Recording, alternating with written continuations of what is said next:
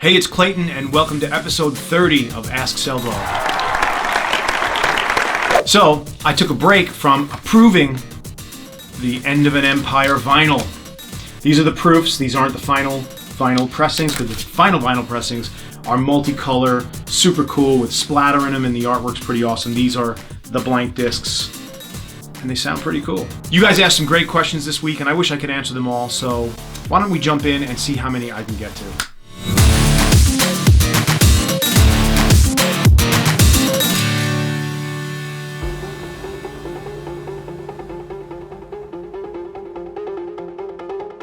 Seth, your timing is impeccable. Tune into my YouTube channel tomorrow and you will have your answer.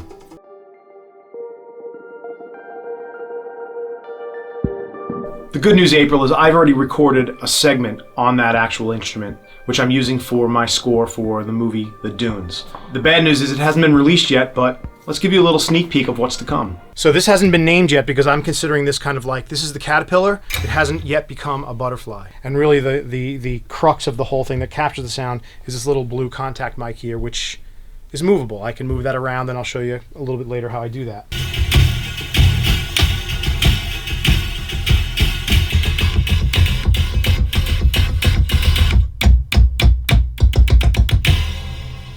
So stay tuned for the next recording sessions to get a more in-detail look at this cool little beast.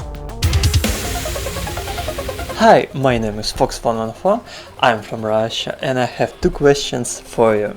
First, back in 1998, when you was playing in Circle of Dust, you released tracks Refractor and Hate Open Wide. I found melodies in those tracks similar to Switchback version from Live Afghan or Black Star. So, can you tell what inspired you to use all stuff? And can you tell us more about Circle of Dust? Thank you, Fox114, for your question all the way from Russia. If there are similarities and melodies that seem similar between Switchback and Refractor and maybe Hate Open Wide, those songs being from Circle of Dust Disengage album. Since I'm the same guy and I'm creating from the same place, I guess it's inevitable that every once in a while I will do something that sounds reminiscent to something that I've already done. As far as Circle of Dust in general, you guys know I haven't really talked about it very much, but I'm excited to actually finally want to talk about it. And that's mainly because I bought back the rights to my first 5 albums. So all of the Circle of Dust albums and the Argyle Park project I did with my friend Buka, I own them all. I will be remastering them, re-releasing them in 2016. So over the last few months, I pulled out all of my old media and song files and hardware and some software to resurrect some of these old Circle of Dust tracks. ADATs, which are more recent, but going back as far as my original Mac Classic, which had 1 megabyte of RAM, a 40 megabyte hard drive, and I made my first 3 albums entirely on that machine. My Ensoniq EPS16 Plus sampler, which had 2 megabytes of mono memory, so all the sampling I did back in those days was monophonic, not stereo. Floppy disks, CD-ROMs, ADAT tapes, etc., etc. While digging through all the stuff, I kind of accidentally started attempting to reproduce the first song off my original first album, which was called Exploration. That song kind of had thrash metal guitars and electronic beats and samples, and then a bunch of audio clips of space flight and astronauts actually in orbit. So back then, I'm kind of doing something similar to what I'm still doing today. So I'm kind of the same person. Metal, electronics, space samples, all the things I love. Instead of me telling you about it, why don't I play a little preview of the 2016 version of Exploration.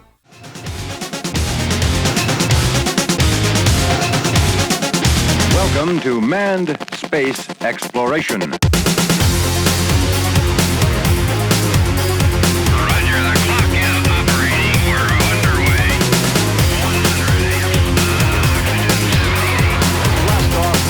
Flight and splashdown.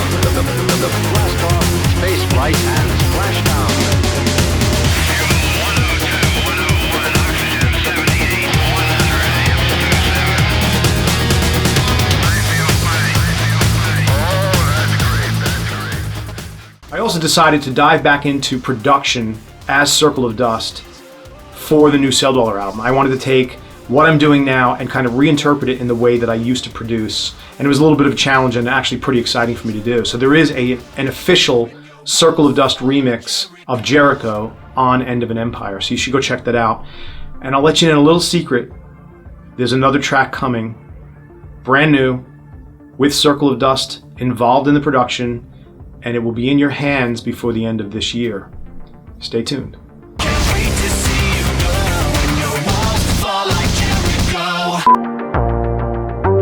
Hey Clayton, my name's Mary, and this is Sora, my Shiba Inu.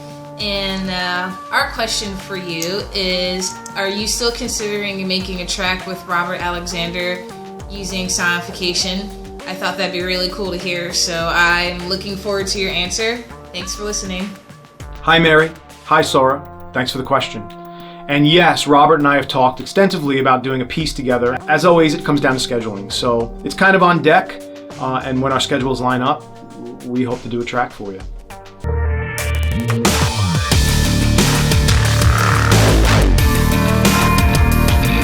James, I'm going to go in reverse and answer your second part of the question first. I always plan music videos and I always plan video content. It's more about what actually gets done and when. So I have lots of plans. We'll see what I actually end up completing. But to answer your first part of the question, that video does exist, and it started as an It Makes No Difference Who We Are video, and then became an I Can't Wait video. Then it became a Gift For You video. The song changed, the content really didn't. I don't really love the content that's there right now. It needs to be completed. So I've been looking for somebody who's a good editor, maybe really good at After Effects, to help me complete that music video. So if you know somebody, ask them if they want to give me a hand.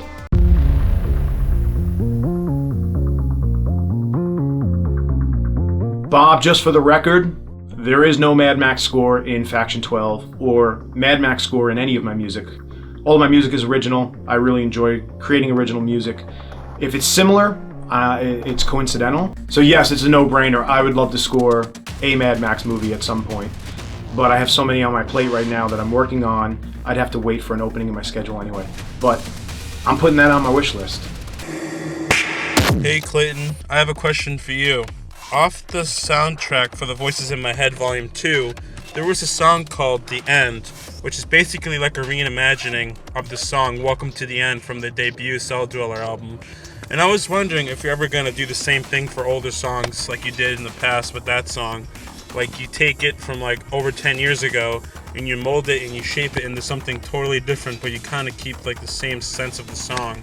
Matthew, thank you for noticing that The End was based off of Welcome to the End, because it very deliberately was. And what you just described and what you had asked if I would do more of has just been done. All of the factions on End of an Empire were approached exactly the same way. I reproduced original versions of the songs that are released on the main album into these factions, which were completely redone. They were reinterpretations. They're not remixes. I'm basically reproducing the content from the ground up, but some elements within those tracks are based on the original songs off of End of an Empire. So End of an Empire and the companion Factions album, which really are two albums, but they will come together, basically is that whole idea right there. Enjoy the ride.